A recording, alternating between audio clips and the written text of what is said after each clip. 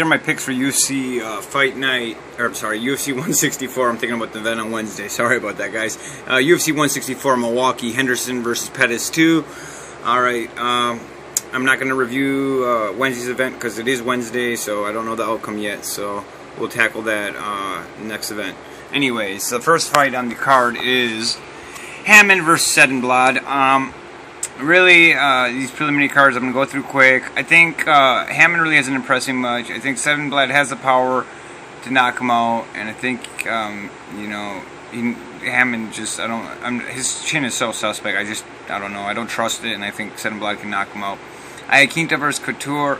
I could see this being a knockout as well for Iaquinta, but I don't know. I think this could be one of those fights where Iaquinta beats on him for all 3 rounds and wins the decision decisively. I'm really interested in the next fight, Soa Paleli versus Nikita Krylov. I haven't really had an opportunity. I've watched some videos on these guys, but you know, this fight should really be a barn burner. I think in the first round, it should be awesome, exciting matchup. I'm actually going to go against convention. A lot of people are thinking Krylov is going to knock Paleli out. I don't know. I think if he's smart, Paleli has been submitted, I think, before, and I think Krylov's camp would probably, you know, and he's got good submissions, so I think that he submits Paleli, if not in round 1, maybe in round 2, after he tires him out or something. Chico Camus, a fellow Milwaukee guy that trains at Rufus Sports, is fighting Ho Kang. I'm worried about this fight just because I don't know how Ho Kang's wrestling is, and I don't know much about him. I know Chico's got obviously good kickboxer trained there at Rufus Sport and whatnot. I don't know how much his takedown defense has improved. I'm hoping it's improved enough so that he can stuff Ho Kang's takedowns, and I think if he does that, he can win a decision. And I don't think he'll knock him out or submit him or anything, but I do think he wins the fight. Another fight I'm interested in seeing is Kraus versus Lim. 1 second here. I just want to check something out on this fight. Give you guys the Pascal Kraus is 11-1. Hugh Lim is 11-3. Patrick Kraus has got notable wins over. Let's see here. We got a loss over John Hathaway. Really no notable wins that I can make of, but he's coming on with a lot of hype. A lot of people like him. I like him as well. He also trains at Rufus Sport as well as Grappling Arts.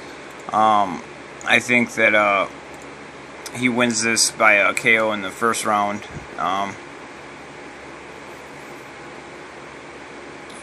Elliott versus Gardino. I think Tim Elliott versus Louis Gardino. I never bet on or take a guy that has fucking green hair or any colored hair for that matter, unless it's Dan Hardy. I'm not picking you because you got fucking green hair, and I'm sorry, because every time I've bet on somebody with green hair or any color in their hair, they've always let me down and lost, even despite, like, even when Hermes Franco was good and he was doing that shit with his hair, and like he was losing fights that he should win every time his hair was colored, it seemed like to me. So because of that, I'm not fucking with it. That's me. You guys make your own decision on that. Jamie Varner versus Gleison Tebow is a very interesting fight. I think Varner could win this too, but I see Varner's weakness in his being able to be submitted, as Tebow is one of his main strengths, as he can really, you know, put a lockdown in submission. He's got some fierce submissions when he wants to. That's, you know, early on. Later on in the fight, I give the advantage to Varner. If this goes past the second round, I could see Varner turning things on and winning the decision or something. Otherwise, early on, look for Tebow to clamp on some nasty rear naked or something. Eric Koch, I don't know how you pronounce that, versus Dustin Poirier. This is a really interesting matchup. Poirier is the underdog, which I don't know why. I think Coach has been off of I wish I knew how to pronounce his fucking name. Koch, or whatever the fuck it is. Has been on a big layoff, and because of that, I honestly think that I'll go with the dog with Poirier in this. I actually do have him in a parlay that I put him in with the Wednesday UFC Fight Night 27 with Elkins and McGee. So that's a parlay I played.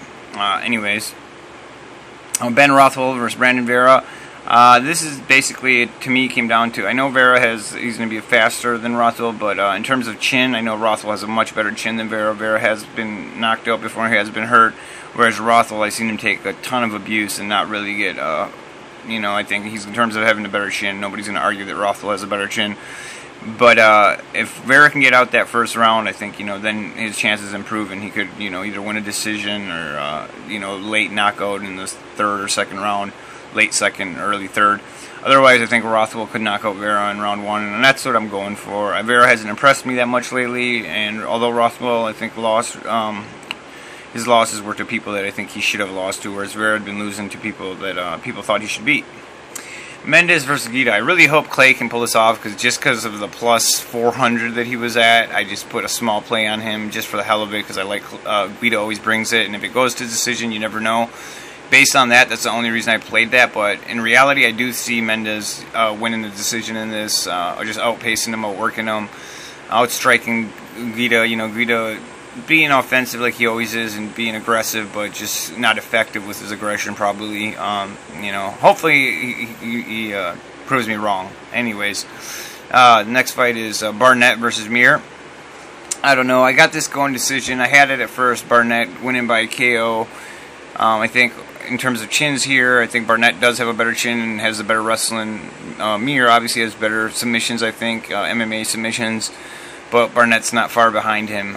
So it's a really tough one to pick. For me, I just I like Barnett in this. When I kind of looked at how both of them, the Cormier fight, because they both have that common opponent, and that really doesn't mean anything, but Barnett seemed to handle Cormier a little bit better than Mir. Mir got beat up slightly worse, I think, in that fight, but that really doesn't mean anything, like I said. But I'll take Barnett to pound, either knock Mir out probably, or to win a decision, which is what I'm picking. And Henderson versus Pettis. Although I really want Pettis to win, and I hope to God he does, because he trains at Rufus Sports with my cousin and whatnot, and I got to root for the hometown favorite. I don't think it's going to happen. I think Henderson's long. He's been in a lot of wars lately. I think that's going to work to his advantage, and I don't know how stable Pettis' knee is. He says it's not 100%, so he's honest about that. So then it makes me worry about if he takes any kicks, how good he's going to be able to kick.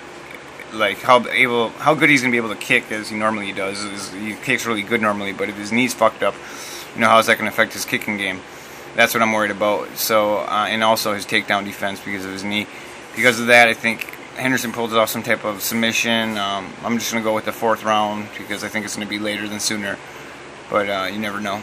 So those are my picks for UFC 164, Henderson versus Pettis. Thanks for watching. This is Dre MMA. We're currently ranked 394 overall, so thanks for watching.